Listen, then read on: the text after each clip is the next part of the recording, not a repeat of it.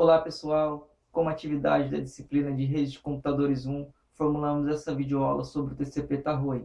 O principal objetivo desta aula é a explicação do TCP/Tarroi, como a camada de transporte, a sua funcionalidade, o seu congestionamento, eficiência e suas variações. Fornece serviços de comunicações, lógica entre processos de aplicação que rodam em hospedeiros diferentes. Para a aplicação, é como se os hospedeiros estivessem conectados diretamente, quando podem estar distantes, e com inúmeros roteadores e enlaces interligados. Também são implementados em sistemas finais e não nos roteadores da rede. Eles também transformam as mensagens da camada de aplicação em pacotes, fragmentados ou não. O TCP/Tarroi foi a primeira implementação do TCP a incluir o controle de congestionamento. Possui um mecanismo simples para garantir o desempenho do TCP.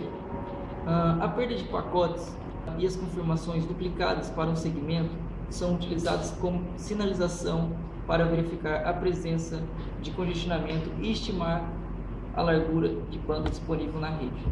O Tarroi funciona da seguinte maneira. Inicialmente ele é utilizado o slow start, onde a janela de congestionamento começa com um segmento que vai aumentando exponencialmente até que ocorra uma perda. Eu vou explicar sobre a parte prática do protocolo TCP Tarroi, no caso o funcionamento dele.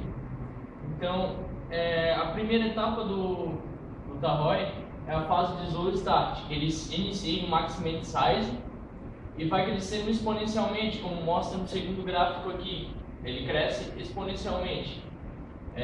E a cada pacote enviado na rede, ele recebe um ACK de confirmação, como aqui, ó.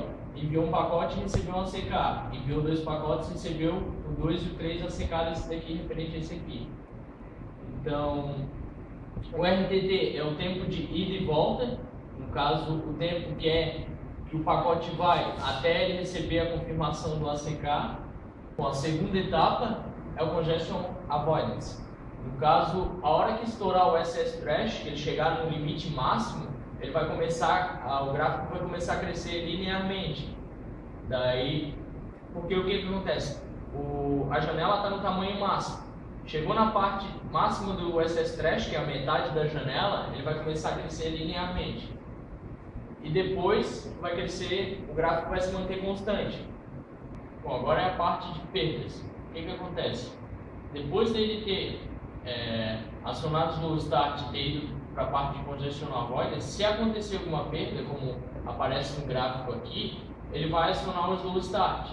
Aqui no caso estourou o timeout, ele começou em slow start de novo, cresceu, o gráfico cresceu exponencialmente e voltou para a parte de congestion avoidance até acontecer alguma perda.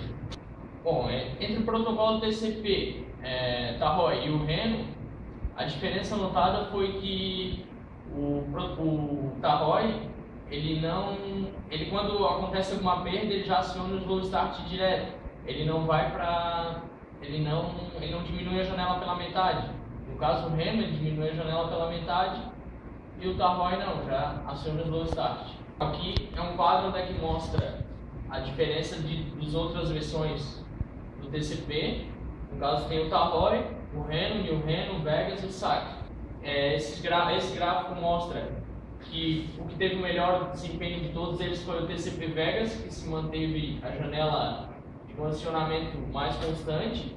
O Tarroi foi o que obteve o menor desempenho, pois foi o que mais acionou a fase de slow start. Bom pessoal, nós vamos deixar aqui as considerações finais do nosso trabalho. O protocolo TCP ele foi criado com o intuito de estabelecer a comunicação entre os computadores conectados à rede e caso ocorra uma perda de pacotes na rede, ele é o responsável por retransmitir e controlar o congestionamento.